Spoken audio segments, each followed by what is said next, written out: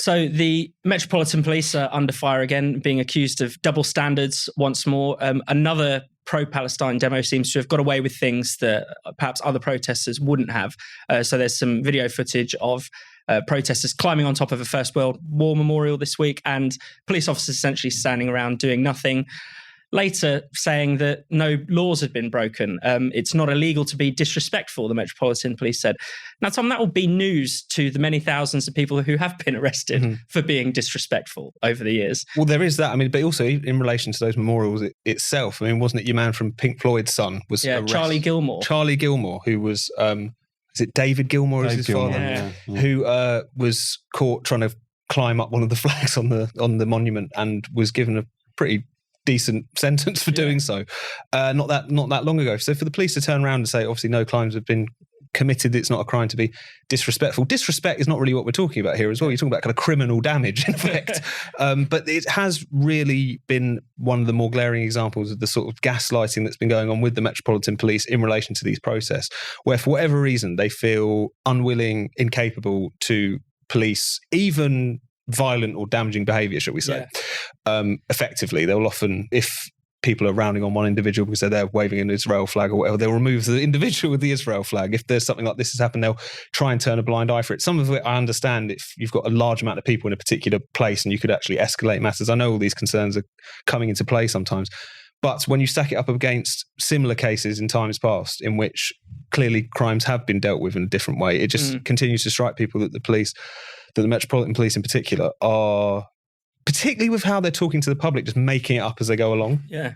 But as you say, the other point, you can disrespectful, barely the limit of what can get you in trouble in terms of just things that you say on the internet. There was this case that we've written about on Spike this week. It came to light over the weekend from the Fair Cop campaign group of a gender critical woman in the Northeast, in the Northumbria police brought her in for a police interview because of the fact that she had been posting some pretty kind of standard gender critical opinions on social media, talking about how trans women are men and so on. Those kinds of perspectives can get you brought in by the police, questioned, interrogated effectively. No charges were forthcoming, but still, it's an incredibly intimidating thing to happen for what you say. And yet in cases where what you do, verging on criminal damage is there's a light touch to it. So I think a lot of people are just, more than anything else, just struck by that sense of double standards and gaslighting that's coming out of the Metropolitan Police at the moment. Yeah, I mean, Paul, there has been a sense, not just from the past few weeks, but for the past few years, that the police have become thoroughly politicised in how they approach the public. And it was something that Braverman pointed out, that there is an inconsistency, in the approach of the police quite often to different types of protester. And people are not stupid. I mean, I've been on lots of protests in my time, and you tend to see and understand when the police have got a fairly strong grip of it and are not in the business of taking any nonsense, and when they're just willing to let things go. And I think that you can look at things like the pulling down of the Colston statue in Bristol, where Avon Police essentially just stood by and let it happen, and later admitted that they stood by and let it happen. And, the thing went in the river and eventually there was some arrest, but they said, we didn't want to inflame the situation. And then from that, we saw similar attempts on other statues, not just in Britain, but across the globe, actually. And I think because that Colston one had got such coverage, I think people looked at that and thought, okay, so that's going to be the approach of the police if we try it. So they kind of sniff it out almost. And I think that set a pretty dangerous precedent. And there is, undoubtedly there's a contradiction, I think, in the way that the police have approached some protesters, the BLM protesters, for example, compared to some of the lockdown protesters. Yeah. And on the wider issue, yes, I think they are highly political. They're what I call an unedified fusion of social activist and social worker. Yeah. And if, I think when it comes to their bread and butter job in terms of dealing with everyday crime, the crime that blights communities, the vandalisms, the burglaries, the antisocial behaviour. It's almost as if now that's taken, and genuinely trying not to caricature them, but it almost is as if that kind of stuff is secondary now. Yeah. And the main objective, certainly for police leaders, is to flaunt their progressive credentials and to say, look, we've signed this pledge and look, we're flying this flag. Aren't we wonderfully inclusive, forward-thinking people? Whereas ordinary people look at that and think, well, okay, but I was burgled 6 months ago. You didn't send anyone round, or I've got a drug dealer at the end of my street, and you're not interested in it. And I just think that if they were a commercial organisation, then trading standards would have been onto them a long time ago, because they simply don't do what they say they do on the tin. And we've seen stories. And I covered in my book Despised, I wrote about a few of them over recent years, where feminist groups have been around in Crosby in Merseyside, putting stickers on lampposts saying simple things like, a woman is an adult human female, Thames Valley Police as well. They were ripped down, and the police investigated. And in the Merseyside case, the mayor of Liverpool said he fully expected the police to investigate it and to bring the perpetrators to account.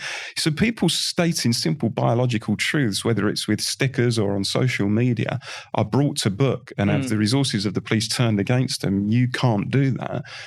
Whereas if you want to desecrate a memorial, they tend to turn a blind eye, and it's just completely unacceptable.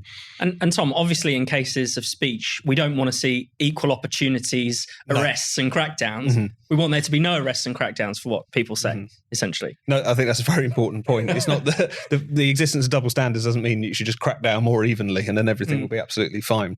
But it is striking the extent of the disparity. Yeah. You've got people routinely having their collars felt for gender critical perspectives, for misgendering. This has kind of been written up as if it's just a sort of right-wing punchline. It happens a lot. The number of people who have been not just had a police interview, but actually been prosecuted, dragged through the courts, or even just arrested and interrogated for their conduct in social media and expressing themselves in line with their beliefs, which the vast majority of the country actually hold, is pretty large at this point. And these are just the ones that we know about. So this woman in the Northeast recently, there's also the Kate Scotto case, Marion Miller. There's all kinds of people now who have had a pretty rough hand from the police in relation to expressing what are, at the end of the day, quite mainstream opinions.